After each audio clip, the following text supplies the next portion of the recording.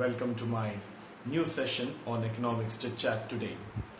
I would like to talk about a very important topic called as the Farmers' Bill and the introduction of it towards the Indian economy.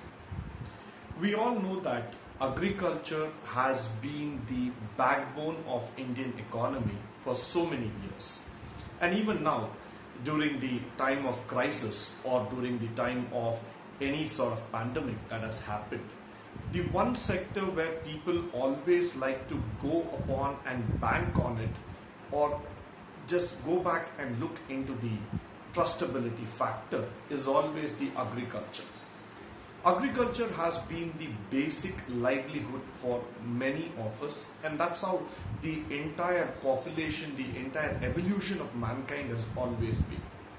So now the question that is coming forward is that what is that we have really done for the farmers and what is that we have really done for the agricultural sector? So these are two different questions that you need to answer, that we need to find a solution altogether. One side, the farmer as an individual will definitely try to look in for his benefits. The other side, the sector itself requires a lot of regeneration. The sector itself requires a lot of push by which it can start growing, it can start expanding and probably become the most wanted sector in coming years. So two sides of the coin is what we need to look at. Now, first thing, let us talk from the farmer's benefit standpoint.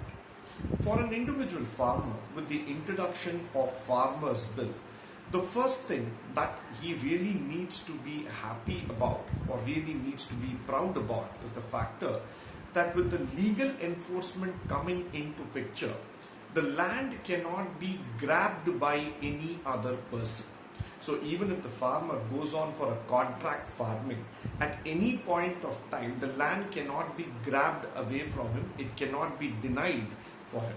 So there is a legal enforcement trying to say that the land at any point of time, in any dispute condition, will still remain with the farmer. So in that way, now the farmer is confident about the factor at any given point of time, the land will still remain in my hands. So that's the first benefit that we need to start seeing from the introduction of Farmers' Bill.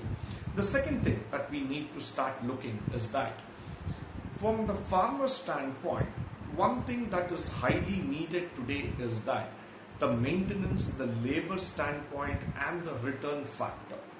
Now, for the farmer, bringing up of the open pricing system, bringing a transparency into the open pricing system will definitely help him because he might be able to get a better return for his output altogether. So once he takes his product to the open market and he starts trying to put his product to the hands of the best buyer as far as possible, automatically there will be a best price, best demand for him. So this will increase his revenue and this will also boost his moral confidence that yes, he can go ahead and keep producing for years to come. Similarly, the other factor that we need to see from the farmer standpoint is that no more the farmer has to worry about the middlemen or the brokers in this business.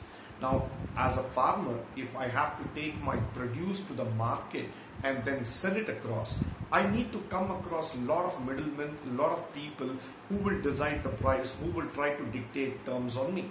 But now that middleman concept is completely removed and the farmer is being given the permission to do business according to his choice, according to his taste altogether. So he's being given the freedom to decide the price and sell according to his needs. This is the most interesting part and this is really a wonderful step taken by the government in order to enhance the life of farmers.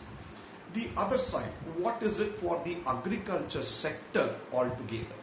Agriculture as a sector was one of the leading contributors to the GDP some years back. But of late, if you see after the late 90s, agriculture sector took a backseat because of the introduction of services sector and manufacturing. Especially when services sector started dominating the GDP altogether, everybody started moving into that sector. So IT enabled services, banking, financial services started overtaking it, and today they are the largest contributor to the economy. In that sense, the contribution of the agriculture sector settled down for a single digit growth altogether. Now this is the time the agriculture sector can rebound and start looking in for entrepreneurs in the agro-tech area. Why? Because with the opening up of the agriculture sector, with the independence given to the farmer, with the moral boosting given to the farmer, with raising up of his confidence level, more agri entrepreneurs can come into picture. They can look into agriculture as a mainstream, as a line of profession, and start promoting agriculture related business and products altogether. So now the sector can start seeing new people coming into the zone, start producing more, increase the exports, whereby again agriculture would become the leading contributor to the GDP. So from the agricultural sector also, this is probably the right time where people can start thinking it as a great profession, as a great entity altogether, and start building up this to the next level as far as possible. So this is where all of us need to understand and grow in a very, very common manner, grow in a composite manner altogether. Now the one more factor which I would like to talk about is that the concept of foreign exchange management. Can agriculture be a contributor to the foreign exchange? The answer is definitely yes. Why? Because India being a land of agriculture, we have got diversified products that are being producing. So India can increase its exports by producing the best agricultural output and thereby directly contribute to the foreign exchange. Now the foreign exchange rate is purely determined by the forces of demand and supply. This is the common factor that most of us would know. Now to increase the demand, automatically we have to increase the quality of output, the quality of produce that we are doing in our country. So if we start taking step in that direction, where we can start producing quality oriented output in the agriculture sector, automatically the demand for Indian products across the globe will start going up, which will in turn help all of us to earn more foreign exchange. In that sense, the rupee can start again gathering a momentum, and we can see that India would become an even more well developed and a progressive nation altogether. So my dear friends, this is the right time for all of us to understand the farmer's bill and start looking into it from a positive angle. This is the era of change. This is the era of new dimensions altogether. There is no point in creating a revolution or an opposition about it, but this is the chance for each one of us to look from it from a different angle, from an innovative position altogether, support the government and start looking into agriculture as a mainstream opportunity for all of us. With this, I would like to conclude my session for today. I hope and believe that this session was interesting and useful. Please do share your ideas, your opinions and comments with me.